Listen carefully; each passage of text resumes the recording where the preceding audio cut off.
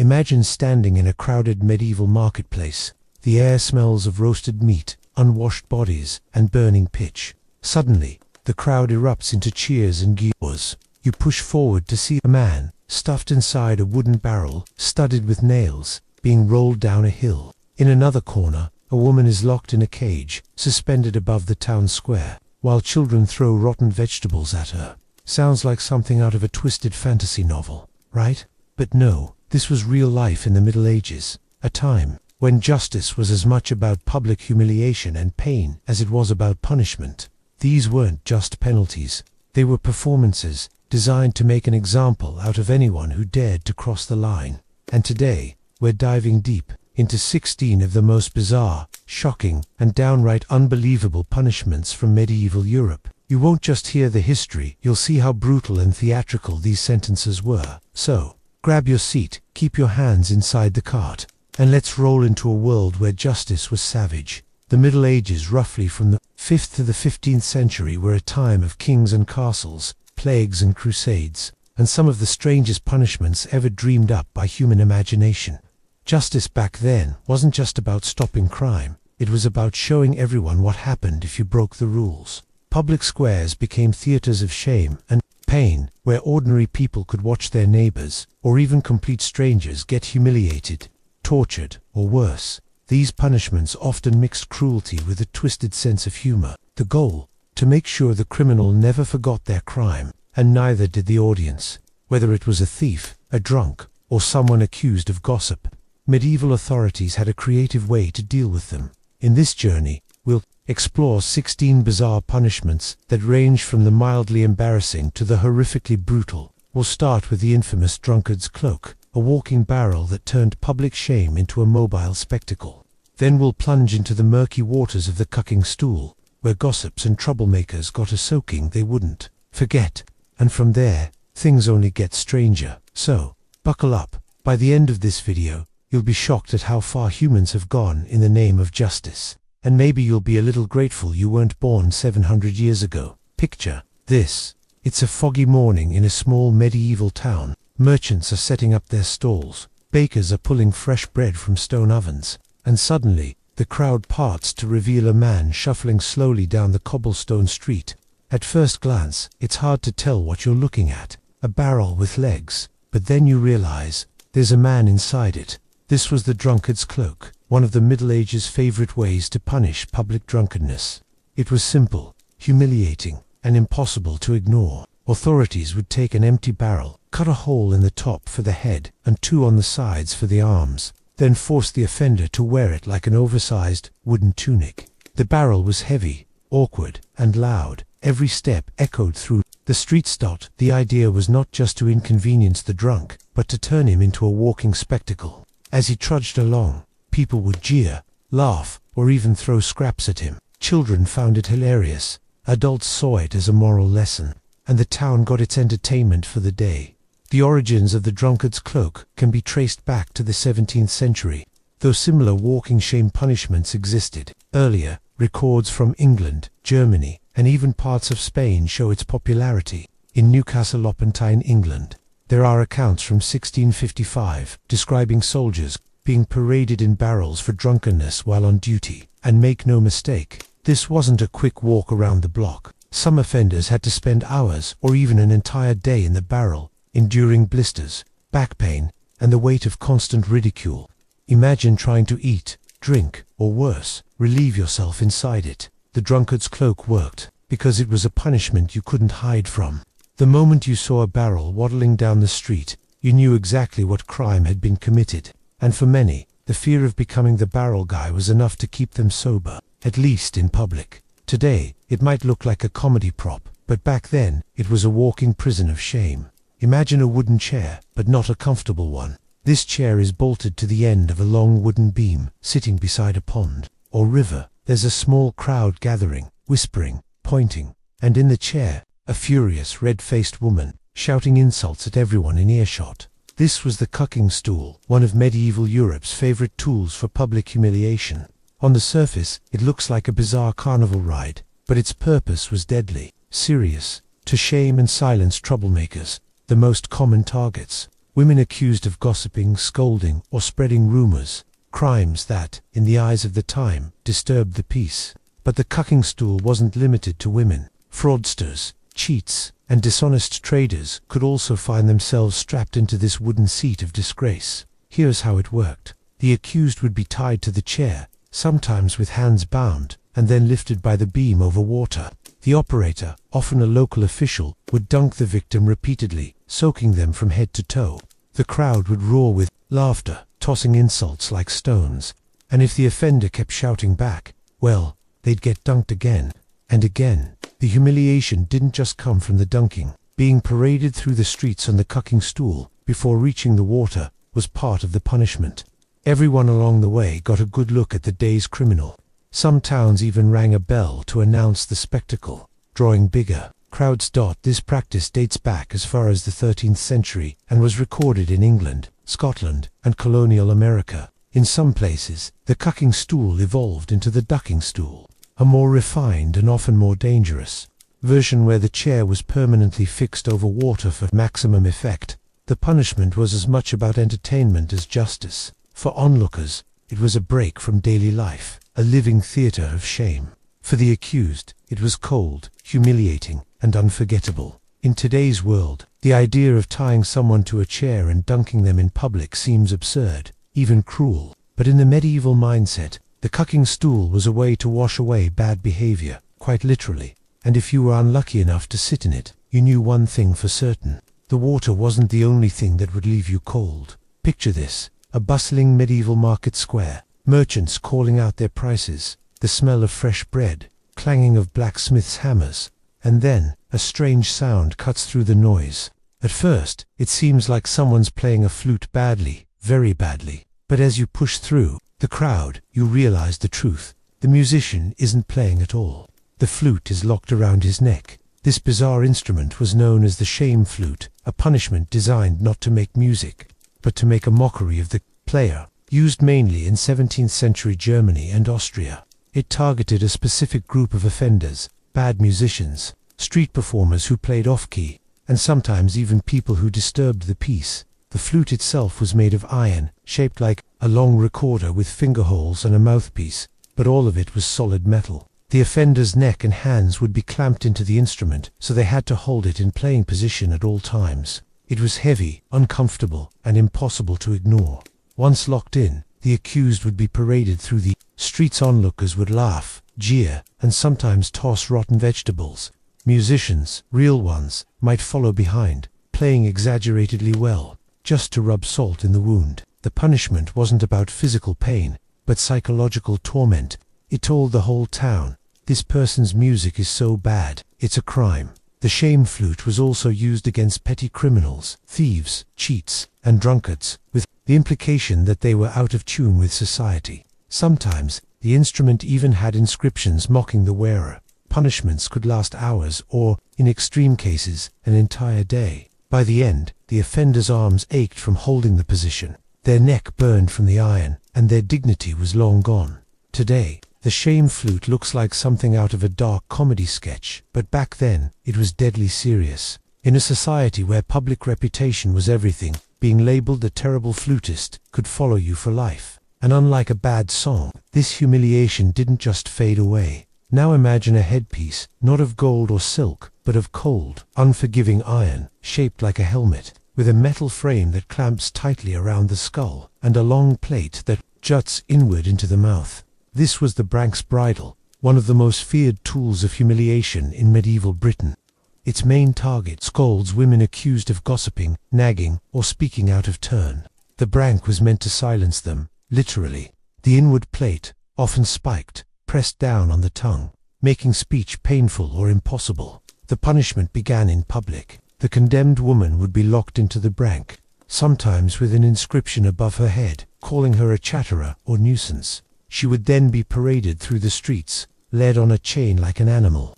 The crowd's reaction was part of the punishment: laughter, insults, sometimes even spitting. The Brank wasn't just about physical discomfort, it was about destroying reputation. In an age when a woman's honor was tied to her public image, being seen in the Brank could ruin her socially for life. Originating in Scotland in the 16th century and spreading to England, the brank became a symbol of patriarchal control. Some versions were plain, others elaborately cruel, with additional spikes or grotesque masks to amplify shame. Punishment could last from an hour to several days, depending on the crime, and when the brank came off, its victim often carried bruises, cuts, and a deep sense of humiliation, but perhaps more damaging was the silence it forced.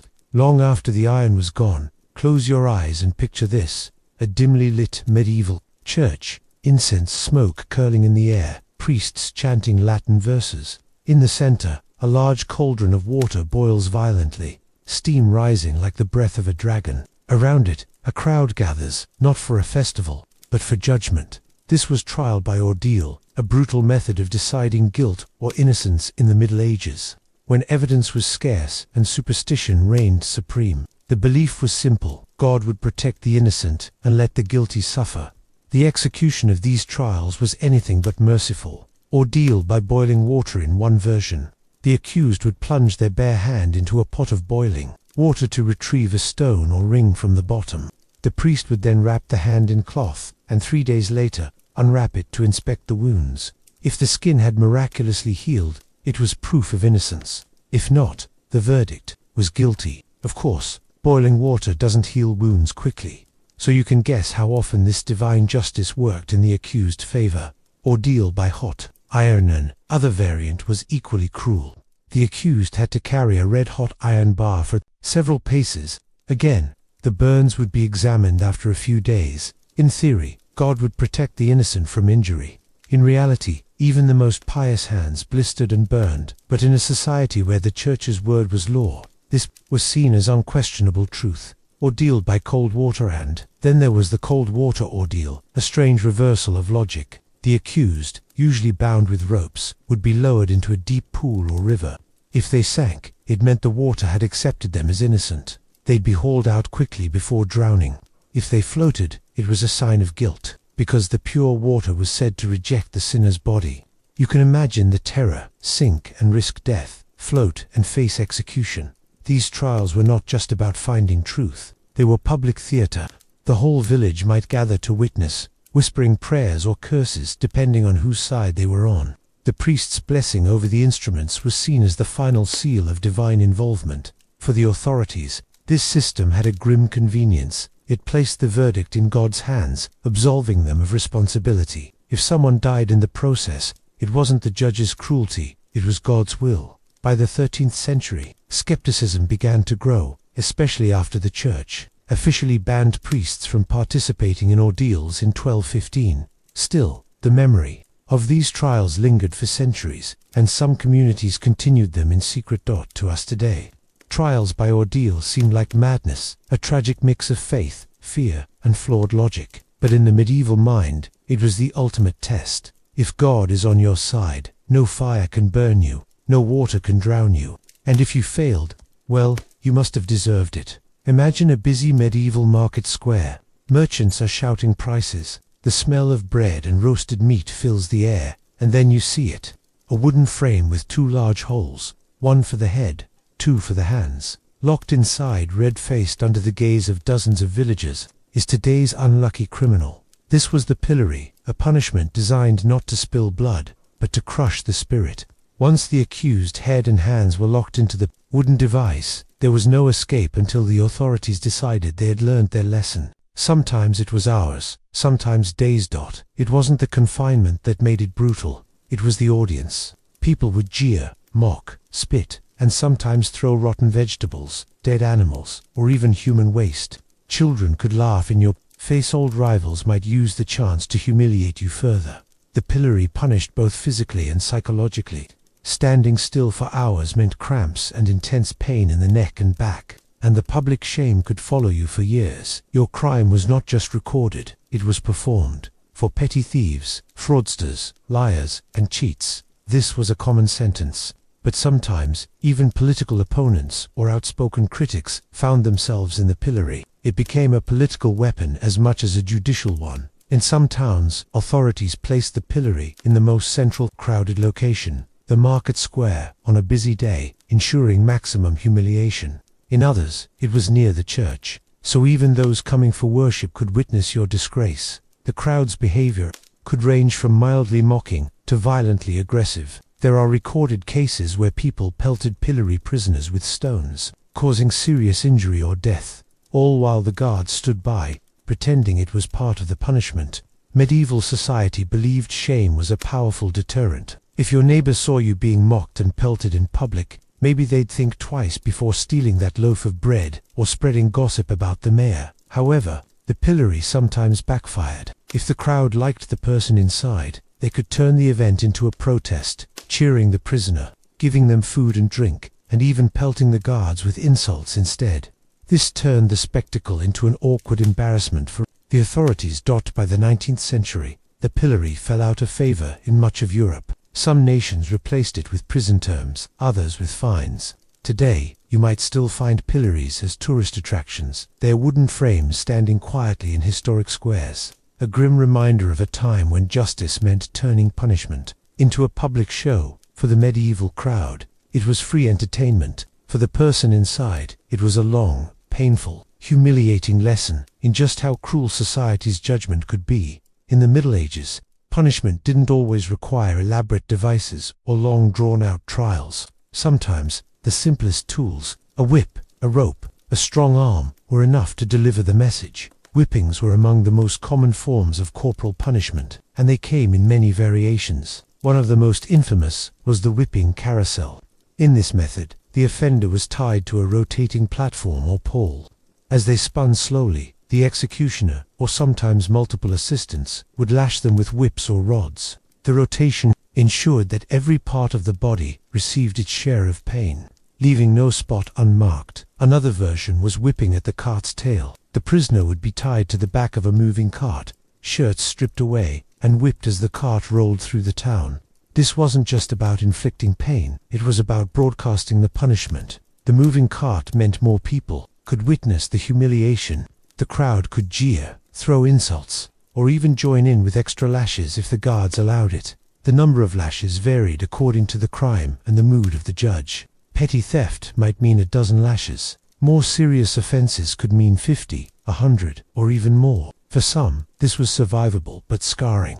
For others, it could be fatal due to infection, blood loss, or sheer trauma. Whipping was quick, cheap, and effective from the authorities' point of view. No costly prison stays, no elaborate equipment, just immediate pain and public spectacle. It was also flexible. Markets, crossroads, and castle courtyards all served as makeshift whipping grounds. The sound of the whip cracking through the air could silence a crowd faster than a royal decree. But like many medieval punishments, whippings carried a psychological wound as deep as the physical one. The public humiliation, the visible scars, and the whispered reminders of your punishment could follow a person for life. If medieval punishments were designed to mix pain with humiliation, the wooden donkey was a perfect example. On the surface, it sounds almost harmless, a wooden donkey or beam with a sharp, narrow top. But once you understand how it worked, it becomes clear why criminals dreaded it. The device was basically a long, triangular wooden beam, sharpened at the top edge. The offender was made to sit astride it, just like riding a horse, except instead of a smooth saddle, they were sitting on a painfully thin, cutting-edge dot. To make things worse, heavy weights were often tied to the victim's feet, forcing their full body weight onto that sharp ridge. This caused immense pressure on the inner thighs and pelvis. Sometimes the beam's edge was even fitted with spikes or metal plating to increase the agony. The punishment could last minutes or hours, depending on the severity of the crime and the mood of the authorities. For minor offenses, the prisoner might be placed on the donkey for a short time in the town square, serving more as a humiliating warning.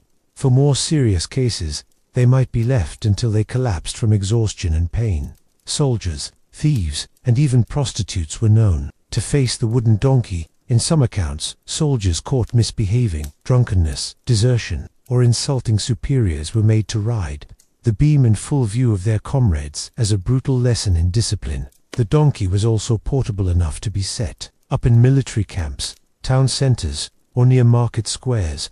Crowds gathered not only to watch, but also to mock and throw insults at the victims. The humiliation was as much a part of the punishment as the physical pain, though it rarely caused death on its own. Prolonged exposure could lead to severe injuries, infections, and permanent damage. Like many medieval punishments, the wooden donkey thrived on one cruel truth: pain fades, but the shame of being seen on it could haunt a person for the rest of their life.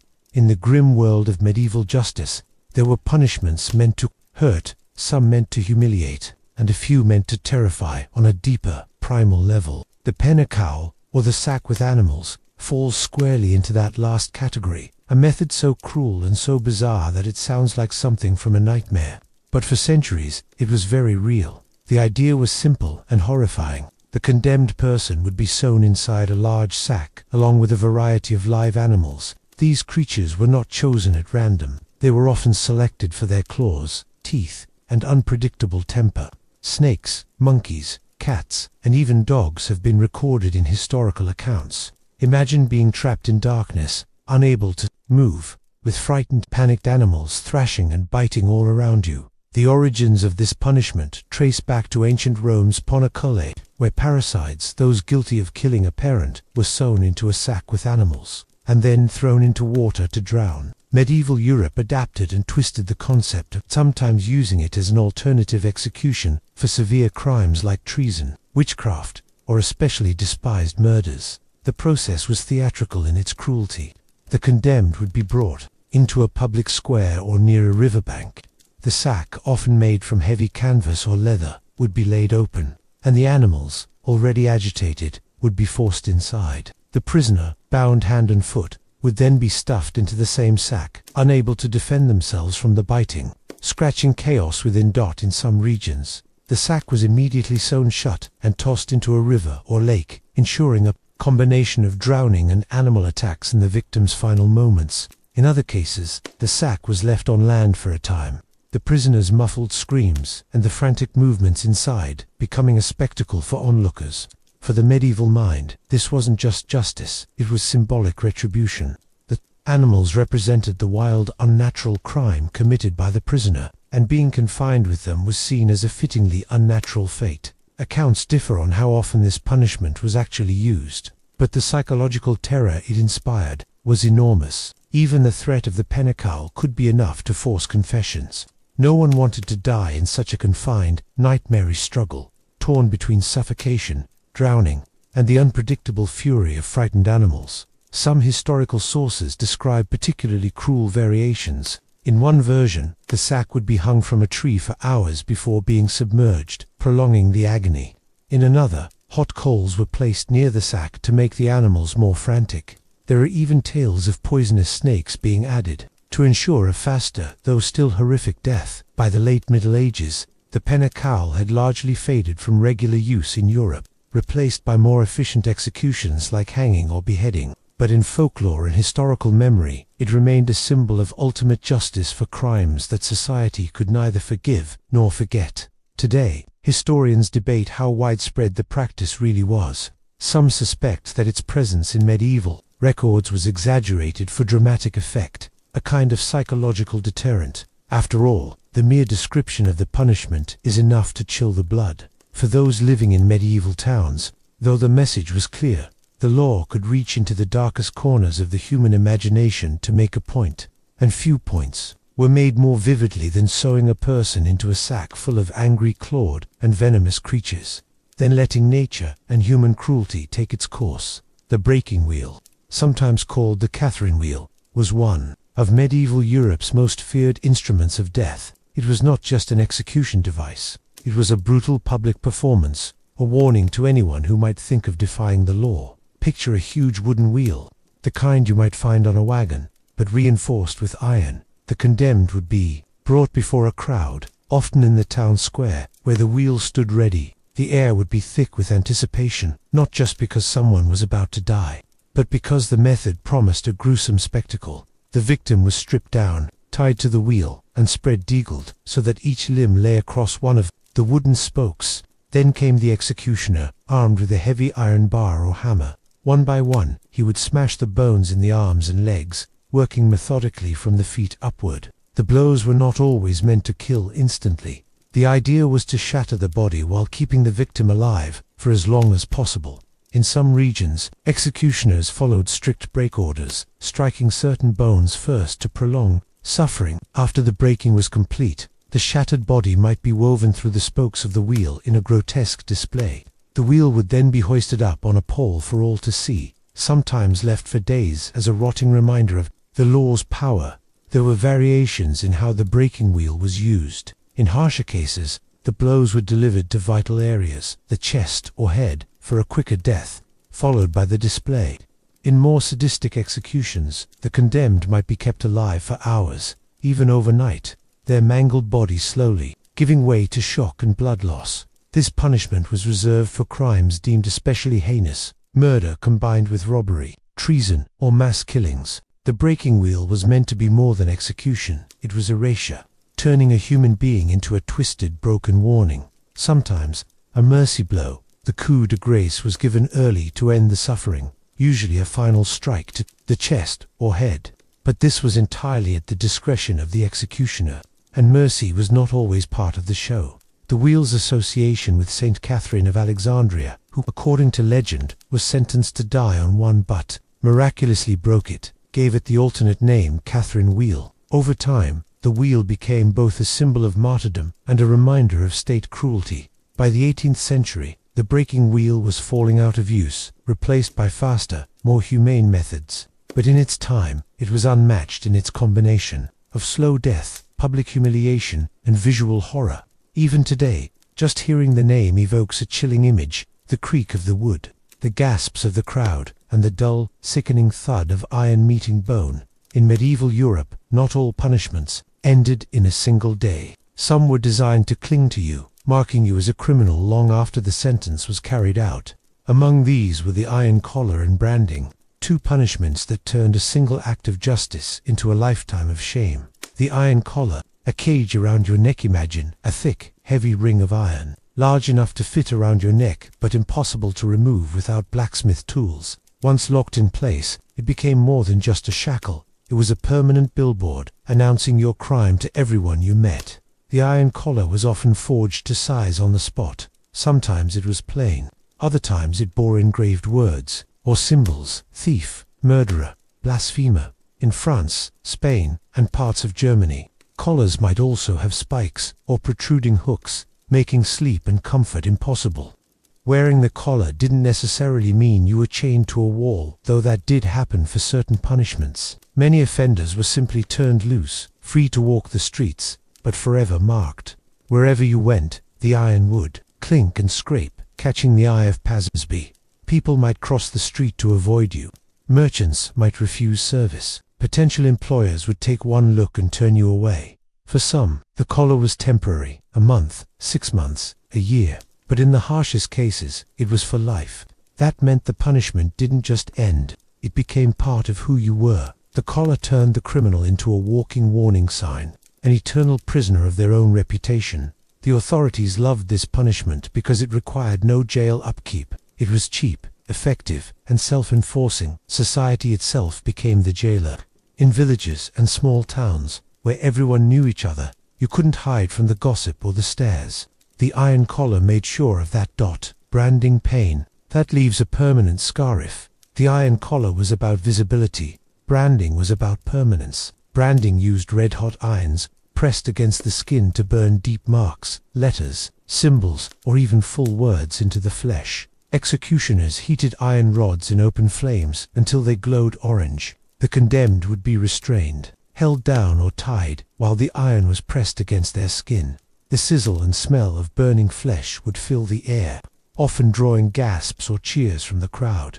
The pain was excruciating, but the real cruelty lay in the aftermath. Once healed, the scar would remain forever, pale and raised against the skin. Like the collar, the brand announced your crime to everyone. Only this time, there was no taking it off. Different regions used different marks. In France, An V for voler, thief, and M for meurtrier, murderer. In England, sometimes the letter was carved into the cheek or forehead, impossible to hide without growing long hair or wearing head coverings. The branding iron could also be shaped into a symbol: a cross for heresy, a gallows for robbery, or even the king's initials to mark royal justice. Some brands were placed in areas normally covered by clothing. the shoulder or chest, to be shown only when ordered. Others, especially for repeat offenders, were put in visible places like the face or hand, ensuring that even strangers knew their past. When branding and the collar worked together in especially severe sentences, criminals were both collared and branded.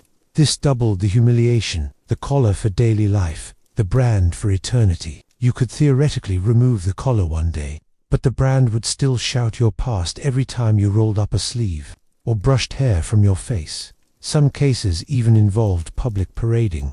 A branded criminal, still wearing their iron collar, would be walked through the market square, or made to stand at crossroads, so that everyone could get a good look. The social death sentence. Both the iron collar and branding were forms of social death. You might physically survive your punishment, but your life as you knew it was over. Friends disappeared. Family ties strained or broke entirely.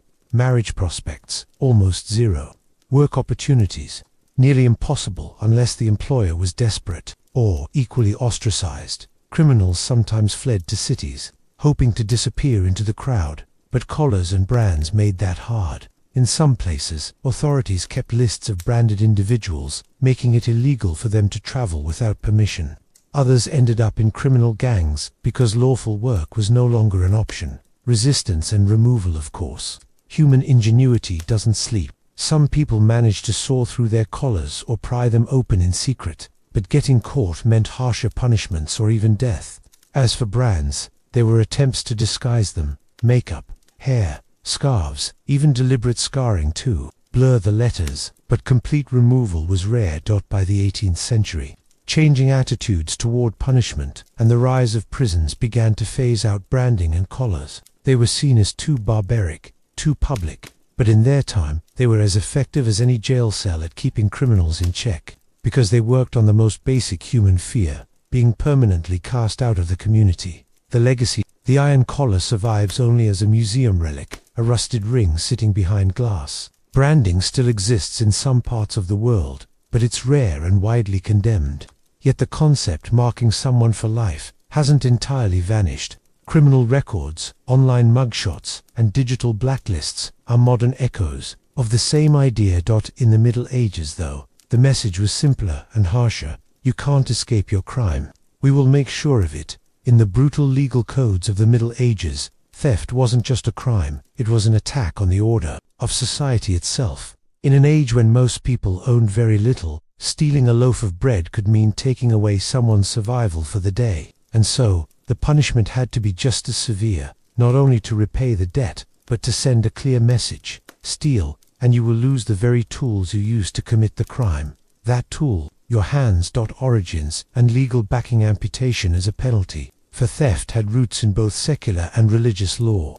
In parts of medieval Europe, the penalty came from ancient Germanic codes and was later reinforced by Christian moral teachings. In Islamic law, based on certain interpretations of the Quran, cutting off the hand for theft was also sanctioned, though with strict conditions. It had to be proven beyond doubt, and the stolen item had to be above a certain value. In England, amputation often came from the Anglo-Saxon tradition of wurgald and corporal punishment, later recorded in the laws of King Canute and the Leges and Ricci Primi. In France and Germany, the penalty was found in local, customary laws. In all cases, the reasoning was the same. If a thief used his hand to steal, he should lose that hand. The courtroom moment when a thief was caught, the trial could be swift. In smaller towns and villages, the local magistrate or reeve presided. Witnesses would be called, the stolen item displayed, and if the case was proved, the sentence was declared: his right hand shall be struck from him.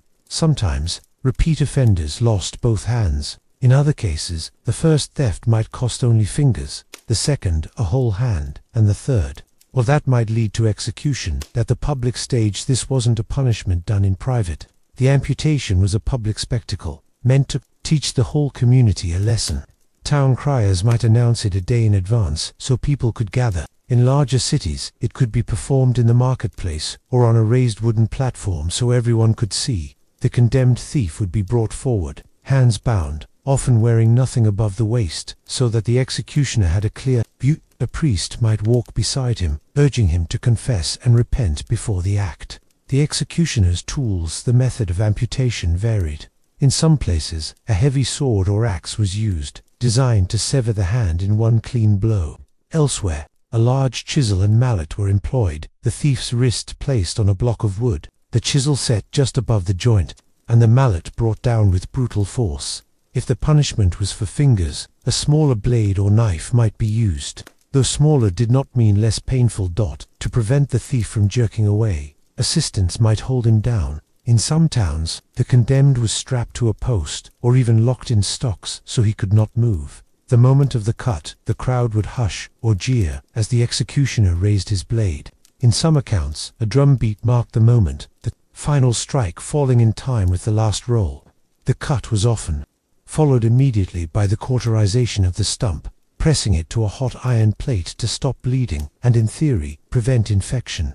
The smell of burning flesh was inescapable. Others preferred to bind the wound tightly with cloths soaked in vinegar or wine. In an age without modern medicine, the risk of death from infection was high, sometimes higher than the original sentence intended. Symbolism enshrined the punishment was not just physical, it was symbolic. Losing a hand meant losing your ability to work certain trades, to defend yourself, to fully participate in daily life. In a society where survival depended on manual labor, this was devastating. More than that, it was a permanent badge of dishonor. In small communities, everyone knew whose right hand was missing, and why. Even if you moved to another town, the stump spoke for itself. Employers, merchants, even strangers would judge you instantly. In some places, the severed hand itself was nailed to a post in the marketplace as a grim warning to others. Sometimes it was hung over the city gate, a withered relic of justice. The crowd's reactions varied.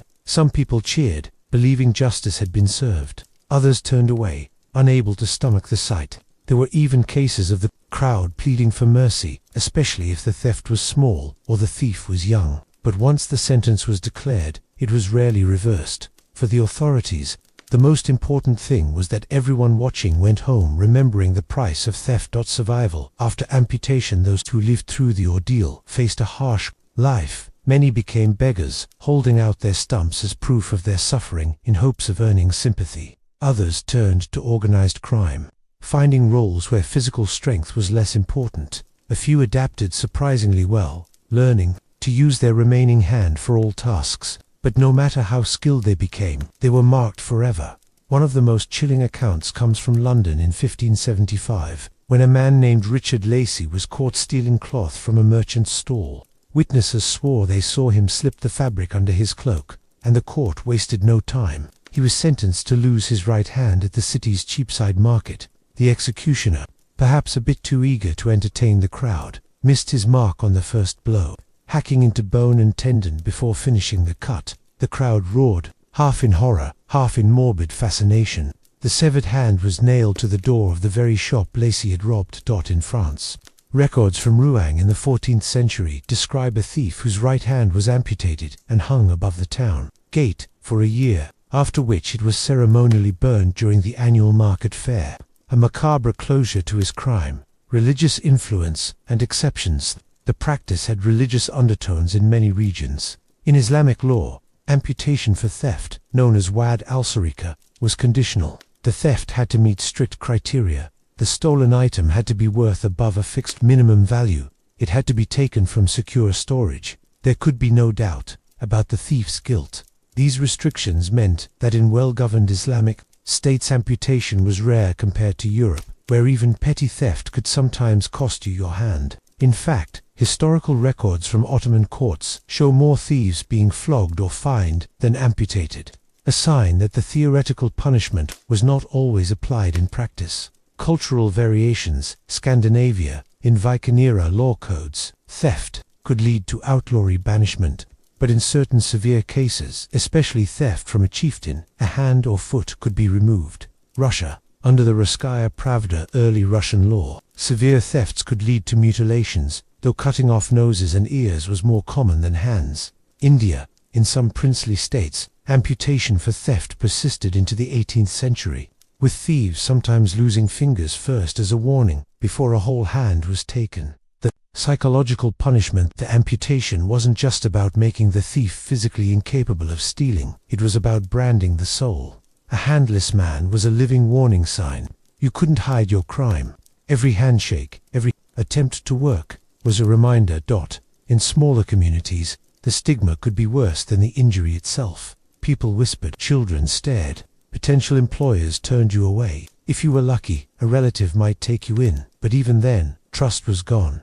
Economic and social fallout for laborers. Losing a hand meant losing their livelihood. Blacksmiths, carpenters, farmers, all relied on manual skill. Begging became the only option for many. Some thieves found darker paths. There are accounts of amputees joining gangs that specialized in distractions and scams, where a pitiful, handless man would attract sympathy while his companions picked pockets in the crowd. In this way, amputation sometimes created the very criminal underclass it was meant to eliminate. Public memory and deterrence. Authorities believed the punishment worked. After a particularly public amputation in Bruges, 1457, chroniclers noted a drop in thefts at the annual fair. Whether this was due to actual fear or simply underreporting is hard to say, but the ruling class certainly saw it as proof of success. Still, there was always a moral debate simmering. Some priests argued that such punishments destroyed souls. Instead of saving them, a hand could not be restored, a man could not be rehabilitated. Better, they argued, to fine, flog, or imprison. But in times of famine or unrest, mercy was often the first thing to vanish. Executioners, craft-skilled executioners, prided themselves on clean cuts. A botched amputation could cause agonizing death from shock or infection, and if the thief died too soon, the authorities lost their living example. Some executioners used custom-built chopping blocks with grooves for wrists, ensuring the blade didn't slip.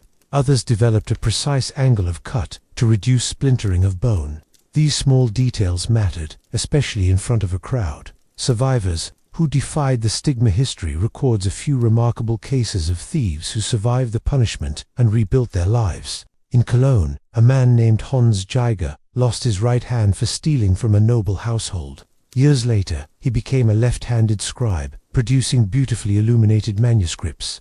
Ironically, his work was sought after by wealthy patrons, some of whom may have once cheered at his amputation. In London, a one-handed baker named John Smythe became a local celebrity in the early 1600s for his ability to knead dough and bake bread entirely with his left hand. His bakery bore the sign of a single hand, and customers lined up to buy from the honest baker who learned the hard way. The long decline of the practice. By the late 18th century, Enlightenment thinkers began to attack mutilation as barbaric and ineffective. Philosophers like Cesare Beccaria argued that punishments should be proportional, humane, and aimed at reform, not permanent disfigurement. Gradually, European states replaced amputation with imprisonment or penal labor. In Britain, the punishment lingered in military law for desertion and theft, but was rarely used. In France, the revolution swept away most old corporal punishments in favor of incarceration. By the 19th century, amputation for theft had disappeared from most of Europe, though it continued in some colonial territories, often enforced by local rulers under traditional codes. Modern ecos today, amputation for theft still exists in a handful of countries, under certain interpretations of Islamic law, though international human rights groups condemn it. The debate is no longer about legality but morality, whether the fear of losing a hand truly deters theft, or whether it simply perpetuates cycles of poverty and violence. In a strange twist, medical prosthetics and advanced surgery now mean that a person who loses a hand, even by punishment, can sometimes regain partial function, but the psychological scar remains as deep as ever. The lasting image when we think of medieval justice, the image of a man with a stump where his right hand should be, is one of the most haunting. It condenses the entire philosophy of the age. Crime was an offense against the whole community, punishment was public, and mercy was optional. For the thief, the cut was not the end of the sentence, it was the beginning of a lifetime of visible shame. And for the crowd who watched, it was a lesson written not in words, but in flesh. In the medieval mindset, treason was not simply a legal offense, it was a wound to the soul of the kingdom. Murder might take a life, but treason threatened to unseat the very authority believed to be divinely ordained. Kings ruled by the grace of God. To plot against them was to plot against God himself. That was the logic, and from it was born one of the most feared punishments in human history, being hanged, drawn, and quartered for the condemned. The journey began in the dim belly of a fortress prison in England. The infamous Tower of London was the final holding place for many. The trial, if one could call it that, was swift. In cases of treason, the verdict was often predetermined. Nobles might have their proceedings in the grand halls of Westminster. Commoners were judged in less ornate settings, but the outcome was nearly always the same if guilt was proclaimed: death by the king's pleasure. In the most humiliating and agonizing form possible, the judge's voice would ring out, reading the sentence in a form that seemed rehearsed, almost ceremonial. You are to be drawn to the place of execution, there to be hanged by the neck, cut down alive, your body to be opened, your entrails taken out and burned before you, your head severed from your body divided into 4 parts, and these disposed of at the king's pleasure. The words were not just instructions, they were a script of terror, spelling out each stage in grim sequence. Everyone in the chamber knew them by heart. The condemned man's knees might buckle, some spat defiance, some wept, but none escaped. The reality that their final hours would be as much public performance as punishment. The drawing begins at dawn on the appointed day. The condemned was bound at wrists and ankles with coarse rope. They were laid flat on a wooden hurdle, essentially a crude sled, and fastened to it. 2 strong draft horses were harnessed to the hurdle, and with a whip crack, they began the slow journey from prison to execution site. This was the drawing. Contrary to popular belief, the term did not refer to disembowelment here, but to the act of being dragged through the streets. It was a calculated humiliation, a living announcement of guilt. The route was chosen for maximum visibility. Narrow lanes spilled into busy marketplaces. Shopkeepers leaned in doorways. Children darted alongside to get a better view. Rotten vegetables, animal dung, and handfuls of mud were hurled at the prisoner. To some in the crowd, this was justice served. To others, a grim spectacle they could not look away from. The prisoner could feel every jolt as the hurdle bounced over cobblestones, the ropes cutting into their skin. Hours could pass this way, and if the king truly wished to make an example, the pace would be intentionally slow. The gallows await. The most famous site for such executions in London was Tyburn, where a permanent gallows stood, visible from a great distance. Merchants set up stalls nearby on execution days, selling meat pies, hot ale, and trinkets. For the crowd, this was entertainment as much as justice. They came early to secure good vantage points. The condemned was lifted off the hurdle, sometimes barely able to stand after the brutal ride. The noose, thick hemp, rough and scratchy, was looped around their neck. Unlike modern hangings, which aimed for swift neck-breaking, medieval hangings in treason cases were meant to suffocate slowly. The executioner, skilled in prolonging agony, tightened the rope gradually. The condemned's feet might still touch the ground, forcing them to strain and gasp as their body weight crushed their windpipe. Sometimes they were hoisted slightly, dangling and writhing. There was no trapdoor, no clean drop, only the slow creep of asphyxiation. The sensations were torturous, a roaring in the ears, vision tunneling into darkness, lungs screaming for air. The body instinctively kicked and twisted, seeking relief. That would not come. The crowd watched closely, some silent, others jeered. Friends or family of the condemned often stood farther back, unable to intervene, clutching at each other in silent horror. Cut down alive just when unconsciousness began to close in. The executioner would cut the rope. The body collapsed in a heap, chest heaving, eyes bulging. The purpose was not mercy, it was to keep them alive for what came next. Assistants grabbed the prisoner, sometimes slapping them or dousing them with water to ensure they were conscious enough to feel what was to follow. They had survived the hanging, but only because their death was meant to be slower, more brutal, and utterly inescapable. The condemned, still gasping from the rope's embrace, had no time to recover. The executioner's assistants, often as feared as the man himself, dragged the limp but conscious body to a wooden block or sturdy trestle table. The prisoner's wrists and ankles were bound wide apart, stretched so the torso was fully exposed. This was not only to immobilize them, but to present them to the audience, like a grotesque living exhibit. The knife, and the first cut from a leather sheath. The executioner drew a long, narrow-bladed knife, honed not for quickness, but for control. Its edge glinted in the morning light, already nicked from countless prior uses. He began with a shallow incision just below the sternum. The prisoner's body convulsed as the first wave of pain tore through them, a shock so sharp it momentarily silenced the crowd. But silence didn't last. Some spectators leaned forward, eyes wide with morbid fascination. Others turned away, muttering prayers. The cut lengthened, the blade slicing downward toward the navel. Blood welled and ran in rivulets. The executioner worked with methodical precision. This was as much theater as punishment. He reached inside with bare calloused hands, feeling for the loops of intestine. The public disembowelment air filled with the sharp, metallic tang of blood and the nauseating stench of ruptured bowels. The prisoner's screams turned into ragged gasps. A ripple passed through the crowd. Some pressed handkerchiefs to their noses. Others jeered more loudly, feeding off the horror. One by one, lengths of glistening intestine were pulled into view, draped across the executioner's arm like some macabre garland. Each movement of his hand drew fresh agony from the condemned, whose body bucked against the restraints. The executioner's assistant stepped forward with a small brazier, glowing coals already crackling within. Onto these embers, the first loops of intestine were dropped, sizzling instantly.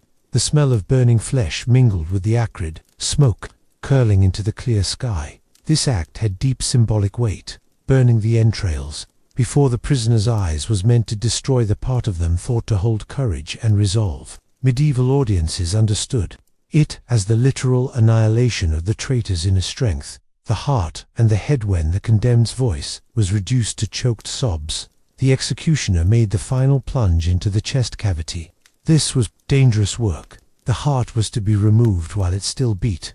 He reached in, groping past ribs slick with blood, then withdrew the organ, pulsing weakly in his fist. For the crowd, this was the climax. He held it aloft, announcing in a booming voice, "Behold, the heart of a traitor."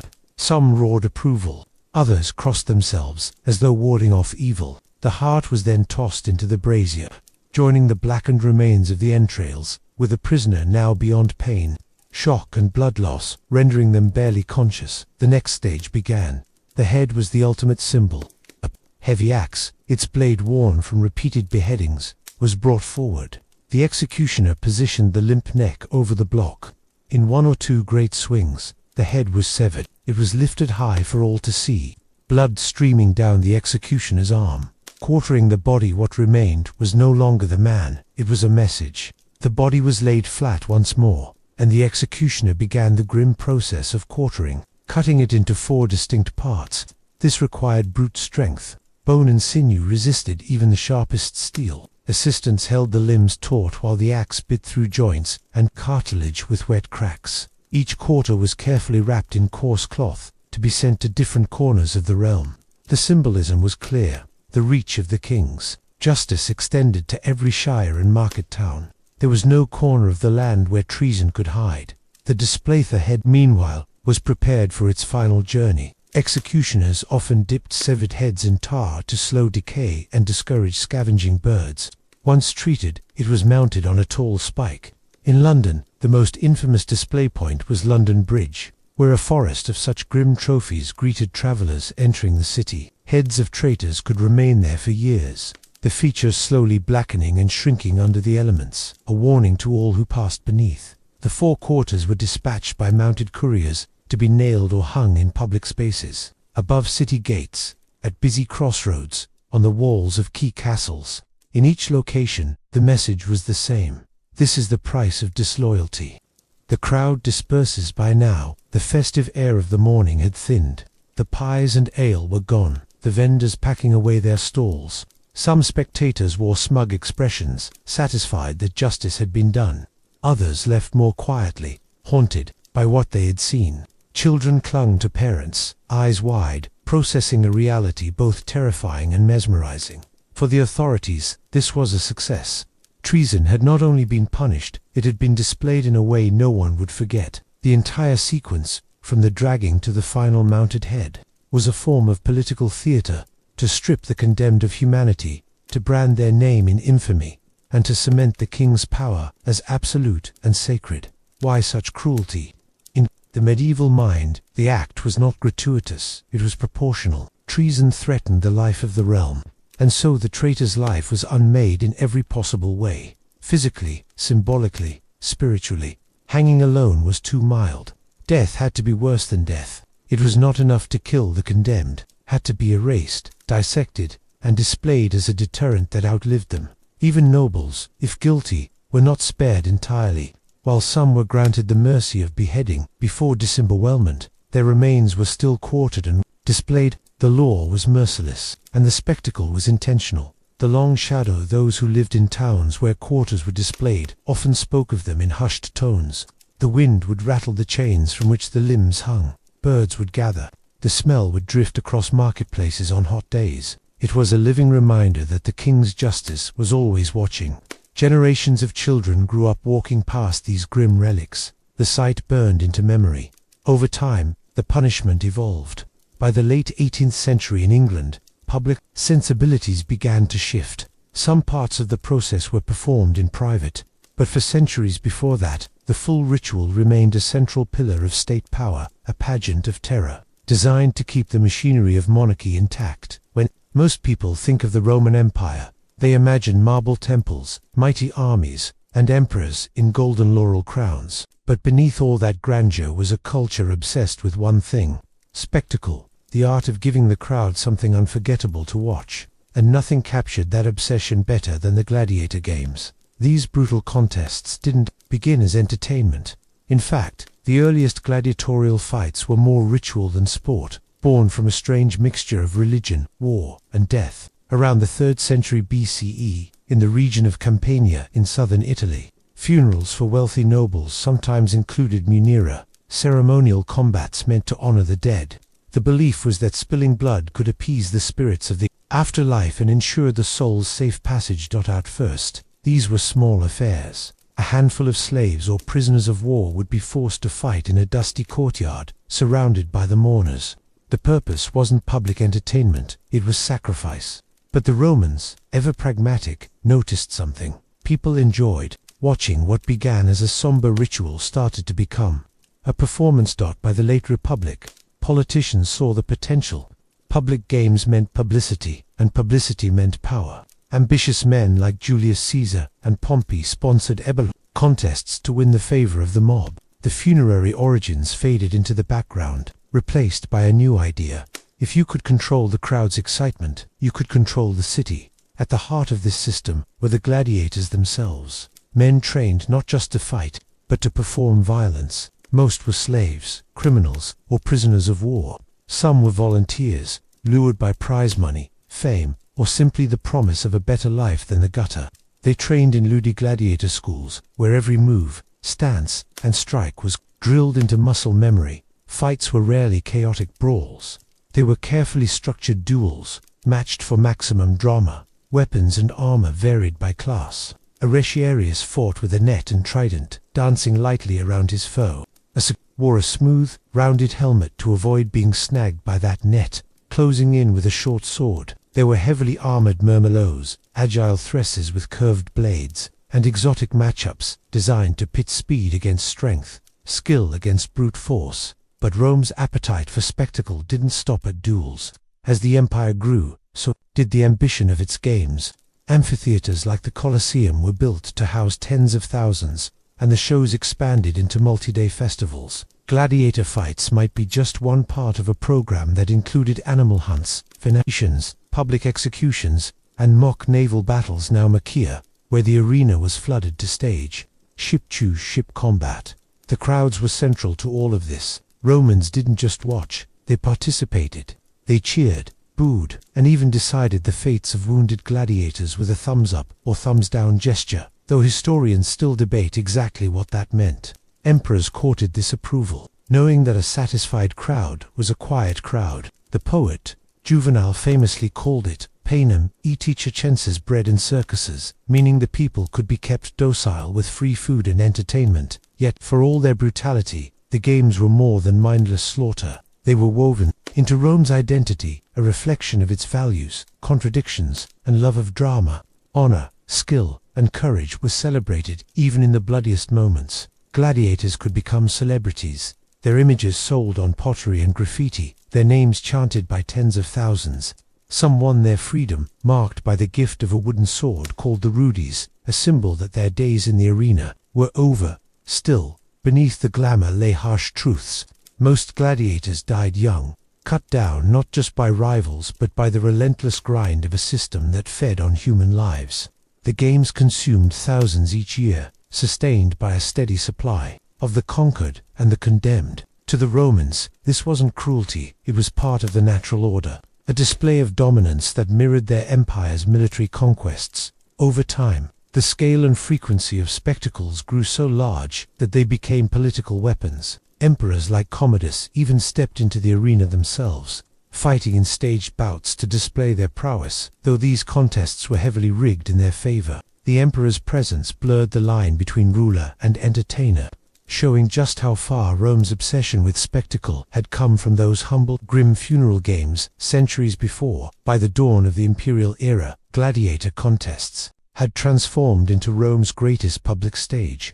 What had started as a private ritual for the dead had become a living, roaring machine, fueled by politics, money, and the insatiable hunger of the crowd. And yet, this was only the beginning, because Rome's obsession with public spectacle would not stay confined to the arena. Over time, the games would evolve, adapt, and take forms even more ambitious, dangerous, and extravagant, pushing the limits of what a society could justify. In the name of entertainment, by the height of the Roman Empire, the gladiator games had reached a scale that would have been unimaginable to the early Campanian funerals from which they were born. The Colosseum, completed in 80 CE under Emperor Titus, stood as the ultimate stage, an engineering marvel capable of holding over 50,000 spectators. Beneath its sandy floor lay a labyrinth of cells, cages, and machinery. Trapdoors could release wild beasts in an instant. Lifts and pulleys could raise entire set pieces, transforming the arena into forests,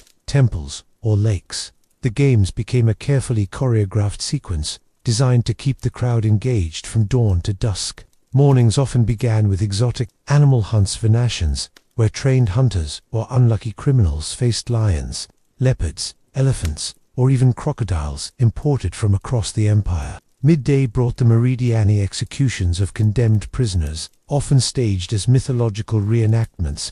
If the myth of Orpheus called for a man to be torn apart by beasts, then Rome made sure to deliver it literally. But the true centerpiece remained, the gladiator combats in the afternoon. These were the events people waited for, the moments when the tension in the air shifted from morbid curiosity to electric anticipation. Trumpets blared, the gates swung open, and two fighters entered, not to brawl wildly, but to perform an art form rooted in discipline, stamina, and strategy. The crowd wanted a fight worth remembering, not a quick slaughter. A good match could last minutes that felt like hours. Every feint and strike pulling roars from the stands. As the centuries passed, the games grew even more elaborate. Emperors competed to outdo their predecessors in scale and spectacle. Emperor Trajan celebrated his victory over Dacia with contests that reportedly lasted for 123 days, involving thousands of gladiators and animals. Emperor Commodus took personal participation to a level that shocked even his own people.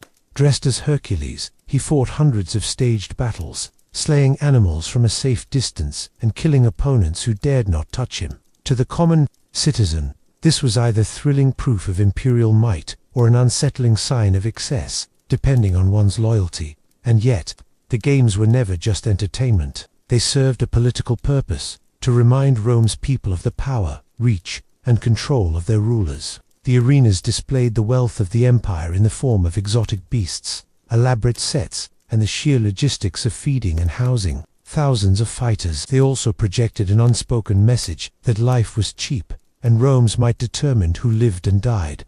The decline of the games began slowly. By the 3rd century CE, the empire faced mounting crises, economic troubles, political instability, and constant warfare. Funding grand spectacles became harder, and the steady supply of gladiators from conquered lands dwindled as Rome's borders faltered. At the same time, cultural shifts were taking place.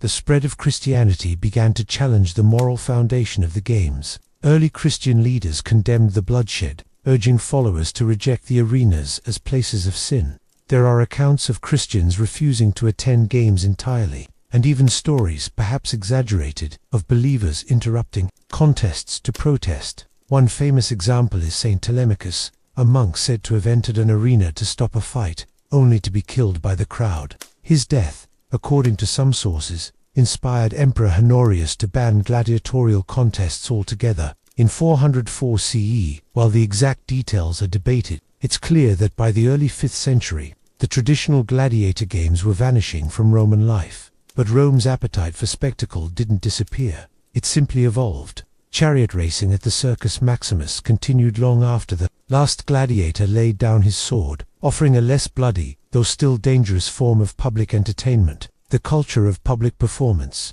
mass gatherings, and political theater persisted, adapting to new forms as the empire shifted into the medieval world. Interestingly, echoes of the gladiator spirit survived in other cultures long after Rome's fall. In the Byzantine Empire, wild beast shows and staged combats still took place on occasion, though without the formal gladiator schools of the West. In medieval Europe, the idea of martial spectacle re-emerged in the form of tournaments. Knights competed in jousts and melees that, while not meant to be lethal, carried the same air of pageantry and controlled violence that had once filled the Colosseum. Even public executions in the medieval and early modern eras carried a strange kinship to the Roman arena, staged as public events.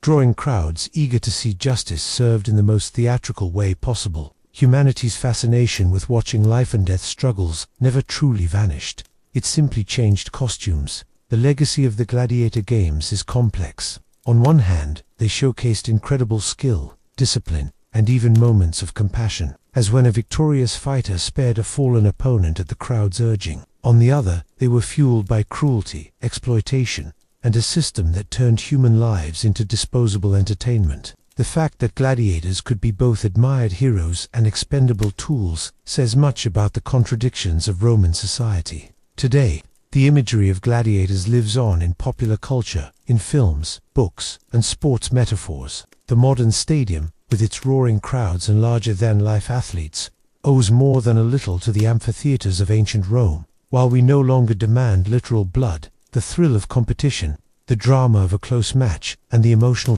power of the crowd's roar remain deeply familiar. The story of the gladiator games is ultimately the story of how spectacle can shape a society for better or worse. It began as a solemn rite to honor the dead, grew into a massive engine of politics and entertainment, and finally transformed into a cultural memory that still influences how we gather, cheer, and witness performance today. Rome may have fallen, but in every arena, stadium, or stage where people come together to watch others compete, a shadow of the Colosseum still lingers. The journey of the gladiator games reminds us of a powerful truth. Societies often reveal their deepest values through the spectacles they create.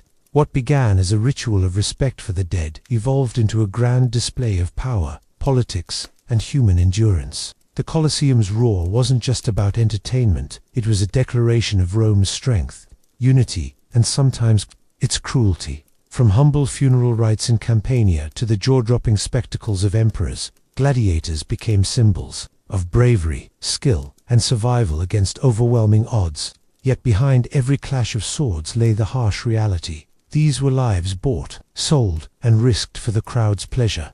In remembering them, we face an uncomfortable question. How different are we today, when we still gather in massive arenas, hungry for spectacle, even if the stakes are no longer mortal? The moral is clear. Entertainment has the power to inspire, but also to desensitize.